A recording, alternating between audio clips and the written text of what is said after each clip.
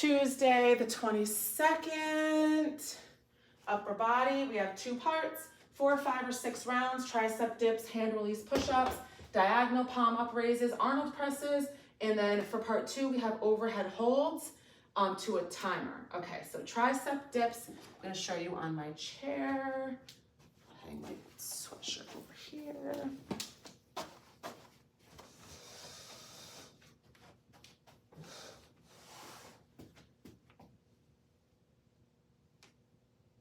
Okay. Hand release push-ups.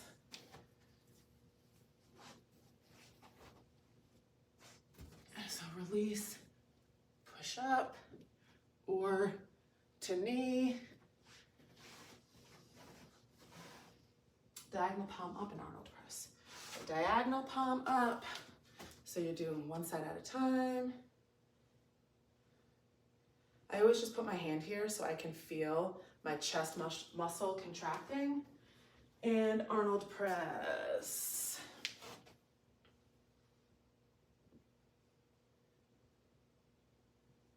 Okay. Oh, and then overhead holds. So you can hold 1 dumbbell, 2 dumbbells, however you want. If you have a plate, and you're just gonna hold overhead. Okay, so tricep dips.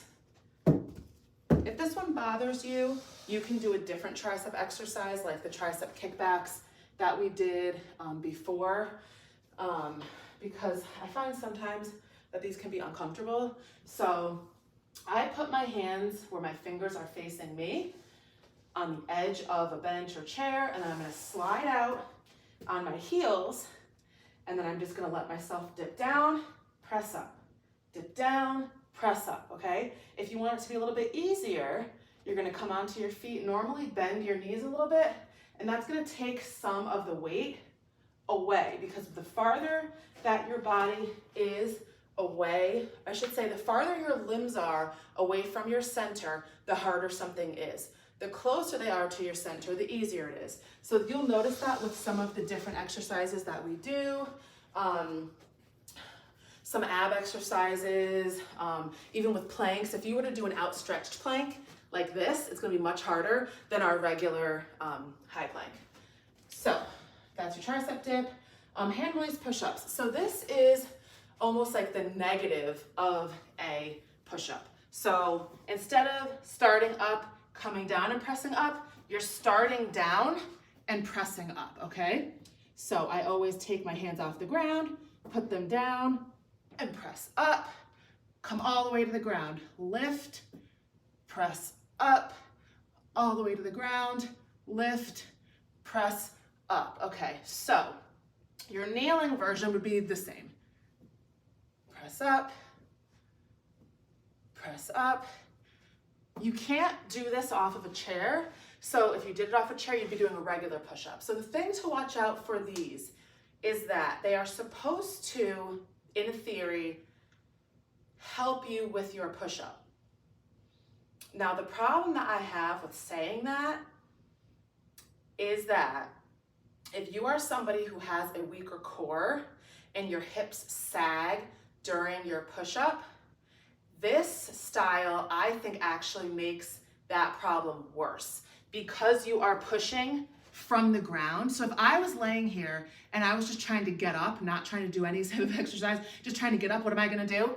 Push like this, right? So I think that if this is your problem in your push-up, doing this is only gonna make it worse if you're not strong enough. So what it's supposed to look like is everything moves together. So for kneeling, it would be like this. For full, it would be like that. If you are somebody who struggles with your hips, it's gonna look like this. And you don't want that, okay? So again, I've heard a lot of people say, oh, we'll do your hand release ones to help build up your full push-up. But it makes sense in theory because of the chest and back aspect. But if you're somebody who your hips are the problem, it might actually make it worse because our natural instinct is to press like this. So that's exactly what you don't want to have a 2-step process. You don't want to go here and then here. You want everything to move together, okay? Diagonal palm up. So palm up normally would look, so I gotta put per,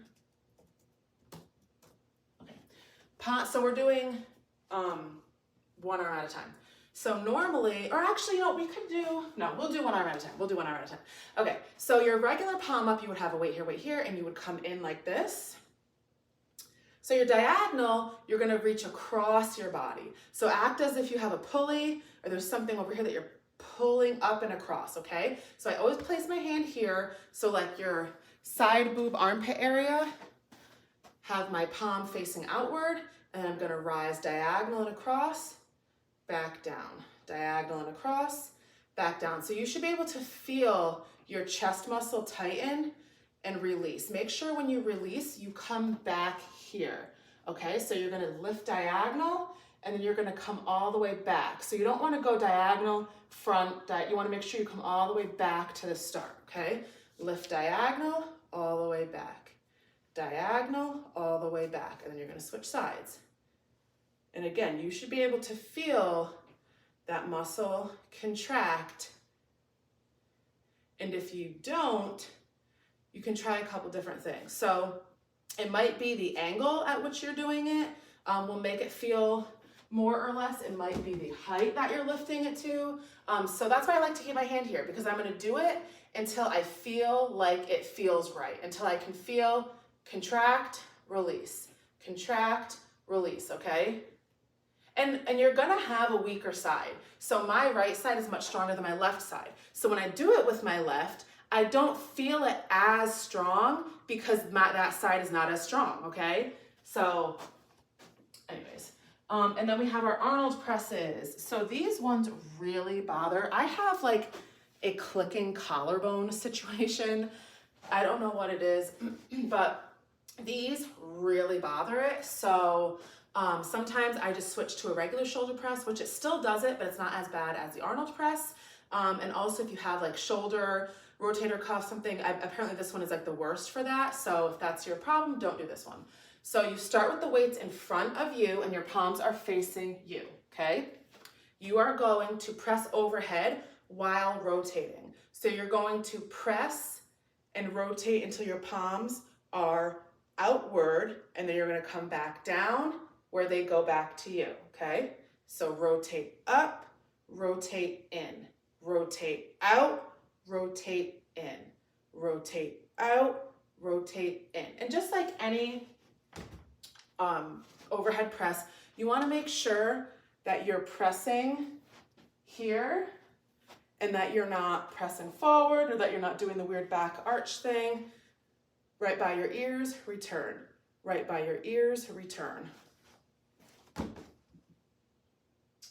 And then part 2, we have overhead holds. So we're only gonna do 2 rounds per Tabata, but they're gonna be longer holds. So 35 to 45 second hold with a 30-second rest. If you are stronger, if you know you can do more, you can try to do 2 1-minute holds.